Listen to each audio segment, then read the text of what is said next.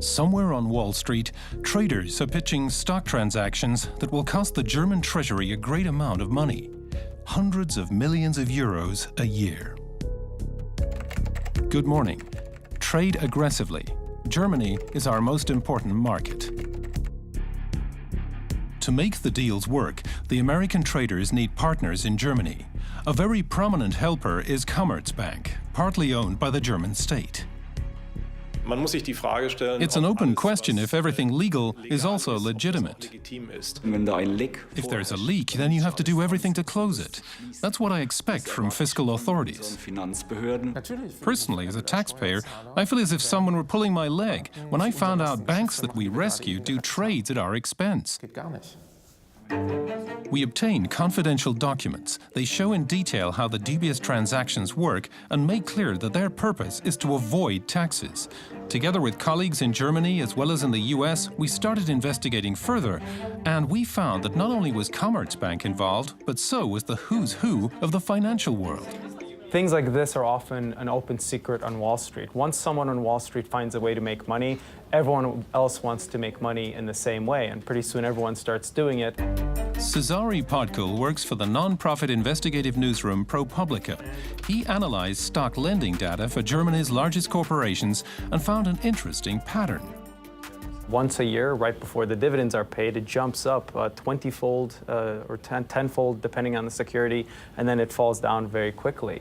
And then it repeats itself year after year. It's a very profitable trade that is essentially riskless, and it costs German taxpayers a significant amount of money. Our estimate, $1 billion a year. This is what the German treasury is likely to have lost year after year due to the tax avoidance trade. Here's how it works. Foreign investors have to pay withholding tax on dividends from German corporations, usually a 15% rate, except if they get involved in dividend arbitrage. In these deals, they lend their stock shortly before the dividend date to German funds or banks.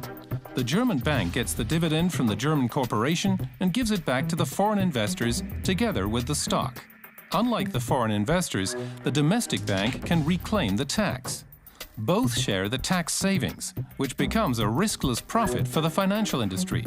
The German treasury loses. Instead of getting 15% in withholding tax, it gets nothing. New York. This is how the traders market the tax avoidance scheme. Many of their clients own huge positions in Germany's largest corporations. Instead of suffering taxes, an original quote, the investors can do yield enhancement at low risk. The traders find borrowers in Germany to make the deals work.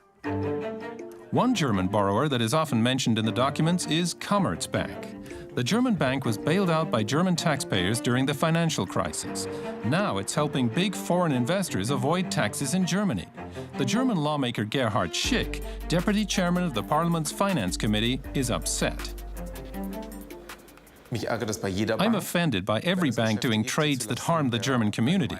But I'm extremely offended if these trades are done by a bank that was bailed out by the German taxpayer after it hit the wall. Some examples from 2015. Shortly before the Siemens dividend was paid, international investors lent out millions of Siemens shares to Commerzbank. With this single loan, investors avoided 1.5 million euros of taxes, and the next trades were already booked.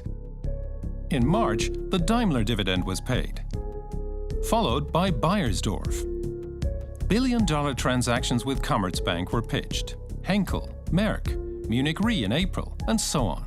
Dividend arbitrage transactions with Commerzbank cost the German taxpayer tens of millions in several years. We asked Commerzbank about these deals. The bank repeatedly declined to comment. Later, Commerzbank acknowledged that these so-called cum-cum trades occurred around dividend dates and insisted that all transactions are in compliance with the law. Other investors also stressed they think the trades are legal. But are these so-called cum-cum deals as legal as the financial industry thinks? German tax expert Christoph Spengel doesn't think so.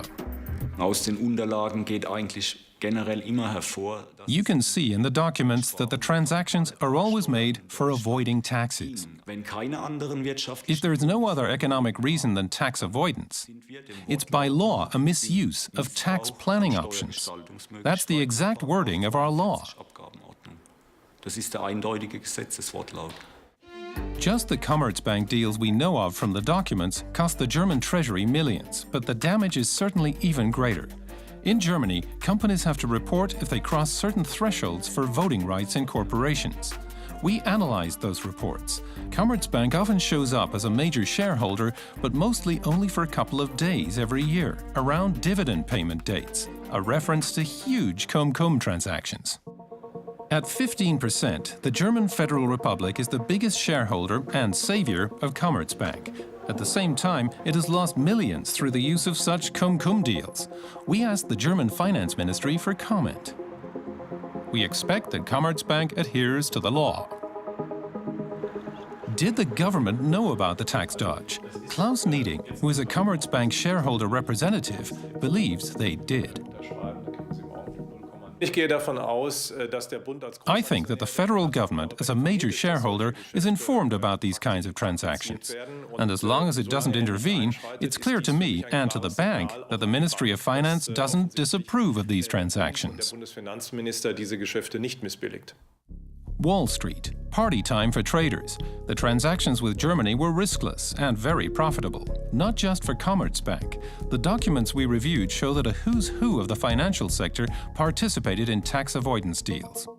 After the publication of our joint investigations in Germany and the US, political pressure is finally on the rise. These are not financial firms, but more like financial removers, thieves from the community. I advise all managers of Commerzbank and other banks to voluntarily report tax evasion, because, in my opinion, it makes them liable to prosecution.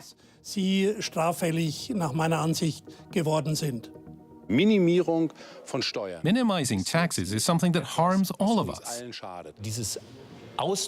This exploitation, this searching and concealing of loopholes, this is something banks can't do at the same time as they ask for taxpayer assistance when they run into problems.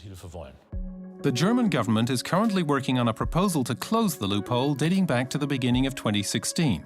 The mere announcement of the possible legislation seems to have largely stopped the deals. But will the government ever reclaim the billions of lost taxes?